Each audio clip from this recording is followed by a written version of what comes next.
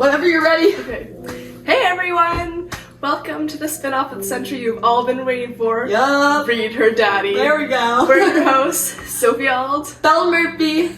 and today we are diving into The Glass Castle by Jeanette Walls.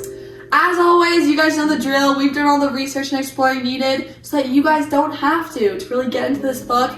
So sit back, relax, grab a cup of coffee, and listen to this week's book dissection. Okay.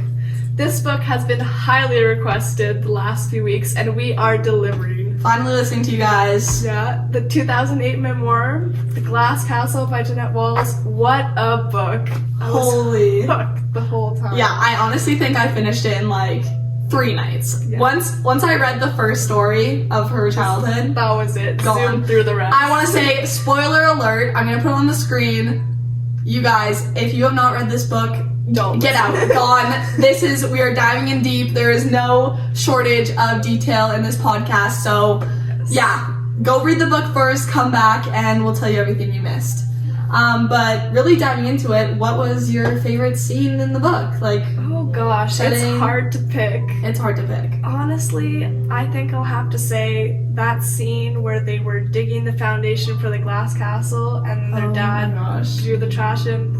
Classic scene. It's heartbreaking. Yeah, just it the really literal is. representation of their whole struggle is just I think It what hits really hard. like hooked me throughout the book is just like how insane it is to visualize the fact that this is actually how she grew Yeah. up, and this is actually like this is a true story. Everything in here is true. She actually went through these things, and like the scene where her dad is trying to run over her mom with the car, like that was wild. that is something that kept me up at night, first of all. And then just like them getting thrown out of the car, like left behind for hours on end, and that not even like sparking any sort of discomfort, it seems like, is insane. No, I feel like especially because we live a pretty privileged life generally, that my was gosh, yeah. really like, whoa, like kind of mind opening to see that Yeah, some seriously. people live life like that. Yeah, to be just like to shed light on that type of life that a lot of people do go through and how that is actually reality for a lot of people is Yeah. so humbling. Because honestly, if I had read like a fictional book and stuff like that happened, I would have called it unrealistic. And it doesn't have the same effect. Like when it's a Yeah. memoir, it like completely blows your mind that this Yeah. is real life. Every word in this book is real. It's crazy. And we're so privileged here sitting in our comfy chairs in our set of Read Her Daddy. Like, oh my god, it's crazy. Yeah, actually. So good. Okay, so Sophie, what did you find interesting? I feel like there are so many different elements to this book, so many Yeah. layers.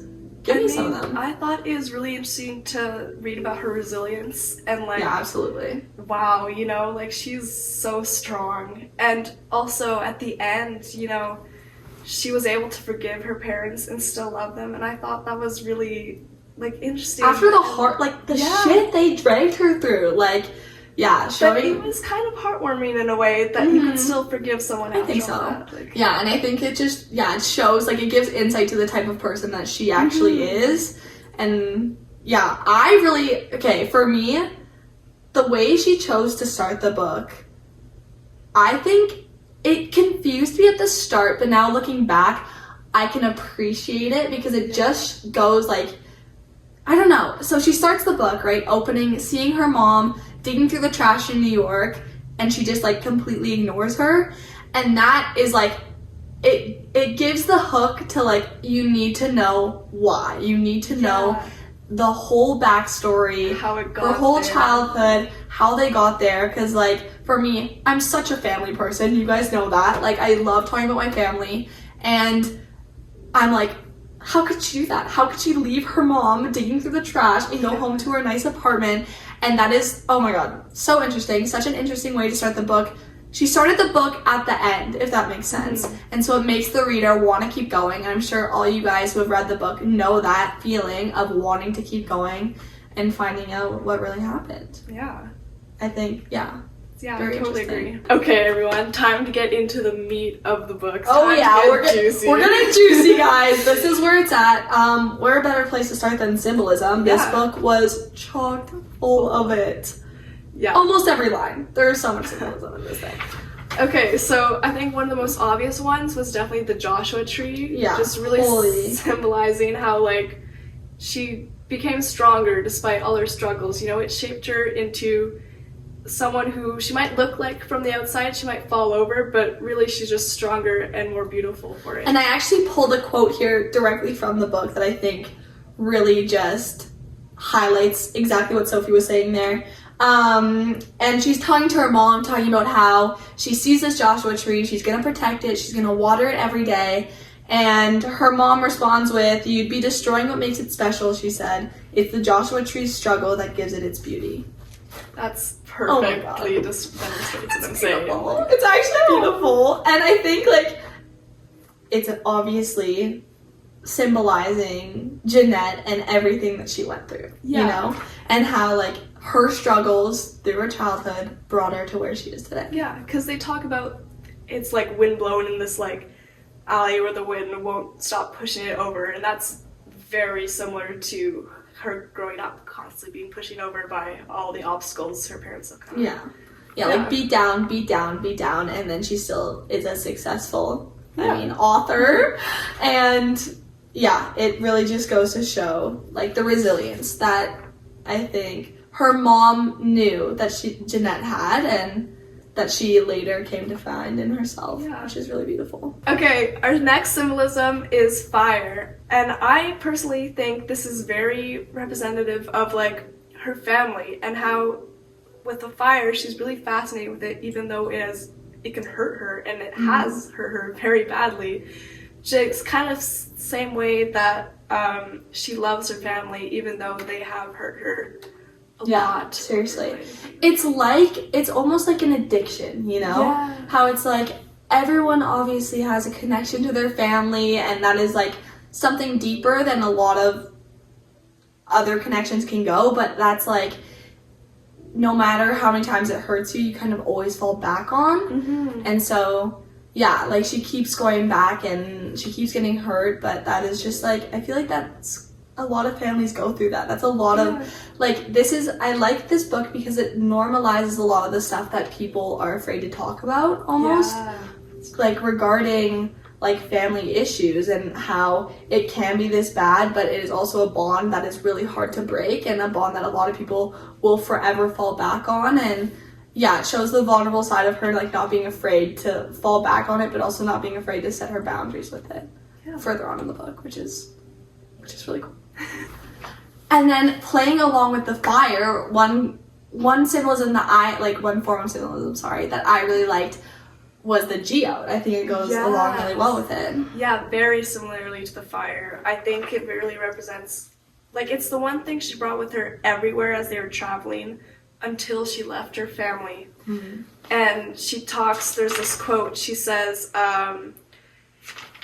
"From the outside, geodes look like boring rocks, but when you crack them open, they're filled with beautiful crystals." And I think that's really representative, like, how from the outside, an outsider's perspective, like, their family looks kind of ugly, but on the inside, you have these redeeming qualities that she loves them for. Yeah, and that's what I was talking about, right? Like, it's an inseparable bond between this group of people. And then the next one we have is Venus. So if you remember when they were kids, the dad sat them all down under the stars in the desert for Christmas. And such a beautiful scene, by the way. I love that one. And gave them all stars. And she chose Venus, which isn't a star, it's a planet, but same idea. Same difference, it's fine. And then later on, I think it really represents her, because we see moments where she's feeling unsure of herself. Like, for example, in New York when she's thinking of leaving Eric and she's just not feeling who she is on the inside, right? She's kind of discarded that part that she grew up with, and she says something along the lines of, "I couldn't see Venus in the sky," just because she can't fully feel herself in that moment. And just, like, that was one of my favorite scenes to read in the book, because it was so heartwarming and so comforting almost. Like, you can feel how comforted she felt in that moment is, like, really expressed through her words. And so I'm sure, as you readers know, like, when you're reading that, it's a very emotional, very heartwarming scene. And yeah, you can really see how she would always want to come back to that place. Yeah, it was like a scene that really showed the good side of her family and like gave us a break from all the horrifying things that happened to her, and made the ones that came after that worse, because it was like you felt for her more now. Yeah. Like you could see why she stayed. And that's what's beautiful about the book, right? It's like this crazy roller coaster of, holy shit, I'm trying to run over your mom, or I leave you in the desert for 2 hours and forget I have you, to like this moment of just like purity and just like love and warmth and yeah, like safety almost, you know? It's it's beautiful. a good scene. So for the last, I guess, symbolism we picked out of this book, like I said, we're not going to touch everything because we could literally talk about this book for hours, you guys. I'm obsessed. But no, we chose the most obvious one we're going to end with, which is the Glass Castle. Holy. There's a lot to say about this. What we really picked out was how their whole life is sort of built around this illusion of this glass castle. And I think as a reader and an outside perspective, I like the play on it because you can see right through it. You can see right through the glass, and you can see the father's bullshit, and how these children spent so long like digging the hole, like physically laboring to build this fake reality that their father made up in their heads, and actually physically dig a hole, and how their dad just was an inhibitor for them the entire time, throwing the money away, gambling and drinking, and then the hole having to be filled up with garbage because they couldn't pay for it because the loss of money that their dad did. It's like, it's a whole circle, it's a whole loop, and it's crazy to think about. Like, it's hard to read about as well, especially after that heartwarming scene we talked about just before, of how this person, you can still love someone but do such terrible things to them.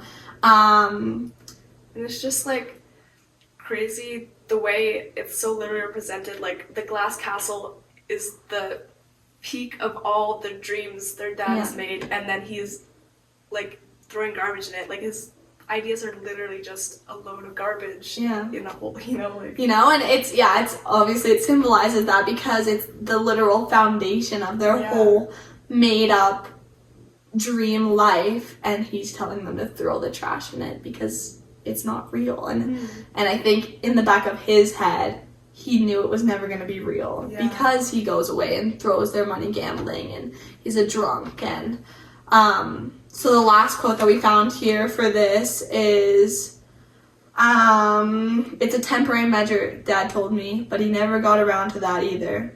And as Brian and I watched, the hole for the glass castle's foundation slowly filled with garbage. And I think slowly did like a lot of things, like their respect for their dad, and slowly went away. It connects to a lot of moments where similar stuff happens, and it's just really literally I think it's the breaking point, you know? Kind of, like they have, it's almost like their whole family is built around glass and it's so fragile, but they watch their dreams slowly get filled up with garbage, and it all just kind of shatters away, which is sad. It's hard to read, but... And then, touching on something you said earlier, you said you think the dad knew all along, but honestly, I don't think he ever, like, he maybe knew, but he didn't want to believe it, because, like, he definitely tried to stop drinking at that one part for her birthday, and, like, in the quote, he was saying, what was the end of it? It's a temporary measure. Yeah, like he thought it was gonna get better, but it just never did. Like he couldn't live up to his. That's true. I think maybe he wanted to believe it. He wanted to, but he just was never able to live up to it. And then eventually she realized he couldn't. He couldn't live up to it. Yeah. Okay. You know, speaking of glass, we will be back right after this short break. Hi, I'm Mike. And I'm Fred. And we're here from Shattered Glass Repair. Life is messy, whether it's a broken window or a fractured dream. Shattered Glass Repair is here to piece it back together. Our expert technicians specialize in fixing broken windows. Mending mirrors so you can finally reflect on how your past has shaped you. Repairing car windows to ensure no one falls out of your car. And we offer emotional support for shattered dreams while we're at it.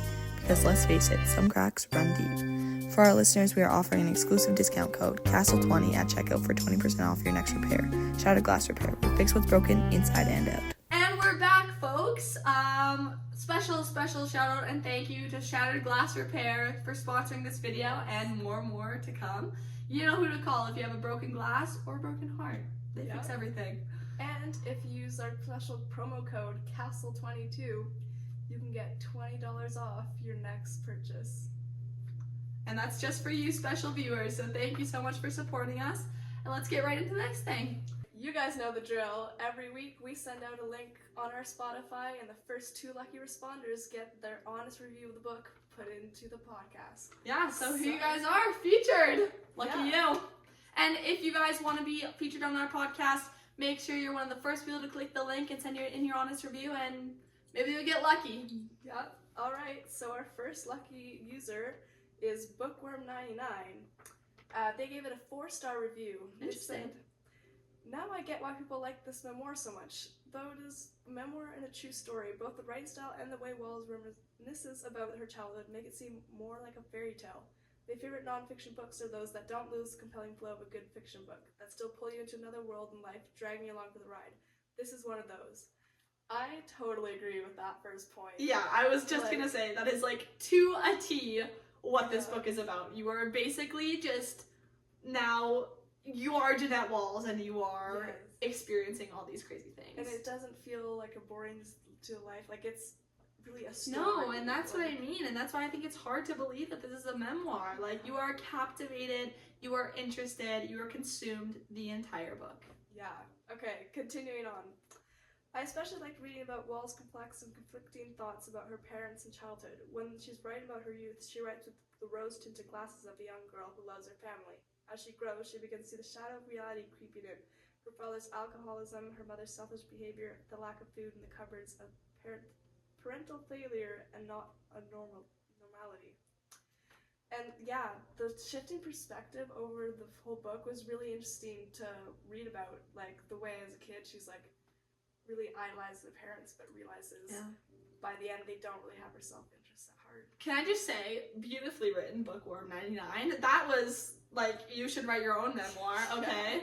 That was lovely. So professional. Yeah, seriously, I don't think I know, like, half the words you use in that. I completely agree. Mm-hmm. I completely agree. This is, like, to a T how I feel about the book. I personally would give it a 4.5, but yeah, 4 is still good. And through it all, she still loves her parents. She remembers her father as an intelligent man full of fantastical stories and her mother as a spirited artist. It's interesting, though, how differently I felt towards them. Mm-hmm. Normally, a convincing story has me feeling the same way as the narrator, but even though I could understand Wall's love for her parents, I despised them for being selfish and neglectful. I hated them for allowing a 3-year-old to use the stove. I felt extreme anger, not love and understanding towards them. That's very true. There were moments where I was like, how are you still forgiving them? How are you, like, because I think it's easy to say that as, like, an outsider being like, how could you forgive them? That's insane. But I struggle with that too. But then, like, you do see the moments where you understand it, and, like, it was heartwarming at the end to see that she, like, it was a happy ending. I feel like a lot of other stories would have ended with, like, a broken family, and so it was really nice to see. It was kind of refreshing, like. Yeah, it was a refreshing change from, like, gosh, these past couple of years, just, like, everything feeling so, I don't know. It was nice. Yeah. I loved the read. I think it really, very nice. Yeah. She finishes off with, but that's not a criticism. The Glass Castle is a beautifully written, emotional read, a true Bildungsroman full of dark and happy times. And yeah, fully agree. So oh my gosh. Good job on that. Yeah, thank you Bookworm99 for sending in your honest review. Let's shift gears. I'm about to do the second one. And this next user had a lot to say about the book. We can leave it at that for now. Hey, getting back into it, Kitten Lover 64 left a 1-star review, so a very different end of the spectrum. They say, I wish I could rewind time back to when I didn't know this book existed. Starting off strong, okay. They go into saying the author goes into explicit detail about the most abhorrent family circumstances and then basically concludes, "That's family, folks," with a shrug and a wink. Holy. I can sort of see where they're coming from, but I think I that's a little have to extreme. say this person has a lot of family issues and a lot of things to work through if that's Yeah. how you feel about this story. They go on saying her father is an abusive, violent scam artist, addict, and her mother is a selfish, manipulative, impotent burnout who fails to meet even the most basic needs for their children at every step of their lives. As soon as the author is old enough to work, she starts buying booze for her alcoholic pops, despite the destruction it causes because she's his favorite. I kept waiting for her to actually put her foot down and establish boundaries, but sure enough, her parents essentially get away with inflicting massive damage on 4 children, one of whom ends up being completely unstable and commits a violent crime at the end. And you can get a sense of that. The author doesn't even have a vestigial backbone to speak of. Interesting. A lot of feelings in there. A lot of Yes. feelings in there. I would say Kitten Lover 64. I understand some of the points. I think it is hard to sympathize with the parents. But I would also say, from this perspective, you sure as heck are privileged. Because this sounds like it's written by someone who has never had any sort of like conflict in their life and how hard it is to actually stick up to your family, or maybe they don't have a good family dynamic, because I think it is very different. Again, it's easy to sit there and write this comment but not actually go through it. And I think, Yeah, I think they had some valid comments about, the parents. They do suck, but like, it's also taken a bit to the extreme and kind of ignoring all the good stuff they did do over the. You missed the mark, Kitten Lover. You missed the mark. There is so much good material in here and lessons to be learned. Yeah, and Oh my gosh. it's hard for you to imagine closing this book and not feeling heartwarmed by the sweet ending. Like, Yeah. I can understand the frustration, but also just like.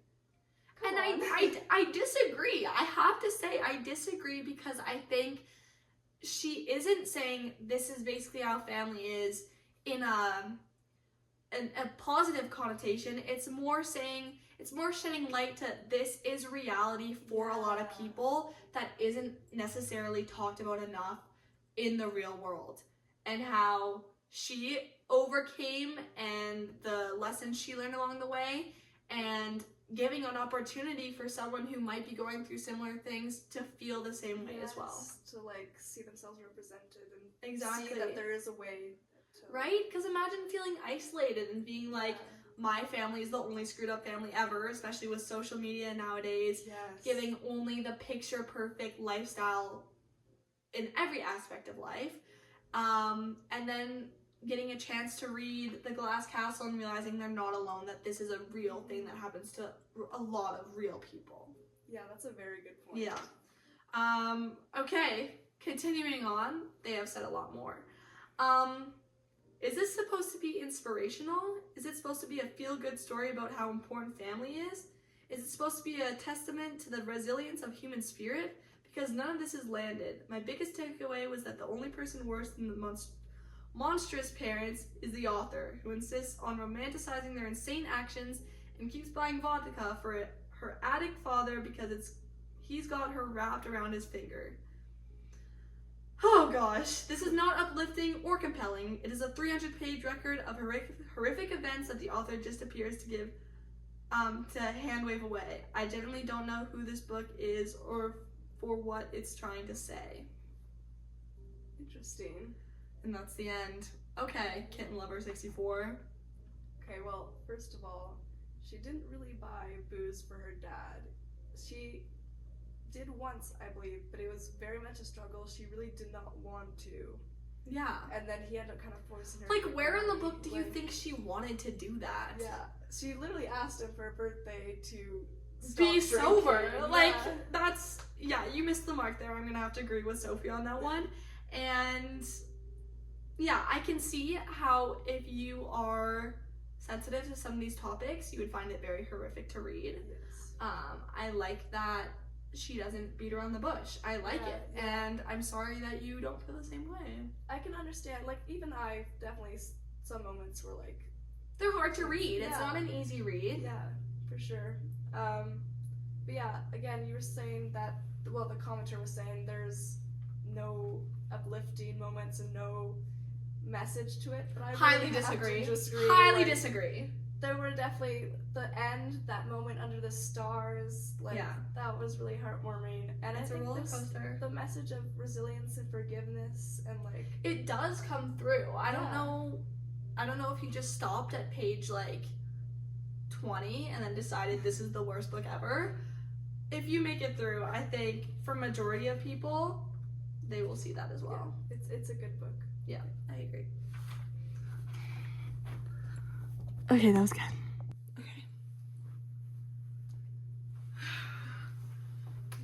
Okay, All right. we're coming to an end of this week's podcast. But before we do, like always, do we recommend the book to you guys? You start, Sophie. Give it a rating. Well- Give it everything we usually do. I think 4.5, Yeah. definitely up there and I'm with you right there. Yeah, very absolutely. good book. In case you couldn't tell, highly recommended. Highly recommended. And I think what was it? Kitten Lover 69 or something, 64. I think it would be a trigger for some people if they Yes. have a hard time dealing with conflict and family issues. So that is definitely something that Definitely reoccurs. look up the trigger warnings if that's something Yeah. you're concerned about. But yeah, because it's shocking. There are Yeah. some shocking parts in the book of like how crazy it is that someone is going through all this in their life and that it's real. This is a memoir. It's real. Everything in Yeah. here is real. The amount of times I had to step back and be like, wait, this isn't fiction. Yeah, like- it's crazy, but it's But it makes it that much powerful. Exactly. Like it makes it so much more powerful knowing that like this is a narrative. It's a narrative of her life. yeah. But yeah, we in team Read Her Daddy definitely recommend. Average 4.5 star rating, and yeah, Yeah. Stay tuned. Come back next week for another episode. yeah. Make sure you guys are one of the first to get on the link and request Yes. our next week's book. Yeah, get enough requests and we will read what you want us to read. Yeah, trust us, we will read it. Thanks again so much. Make sure to like and subscribe. Don't forget your discount code from Glass Repair. Yes. Shout out Glass Repair. Thanks again for sponsoring our video. Yeah, and we just special shout out to you. Without you, we couldn't make this happen. This beautiful set, anything here wouldn't happen or be possible without you. So thank you so much, and especially to our viewers. Keep it real, you bookworms. See you next time. See you next time on Read Her Daddy.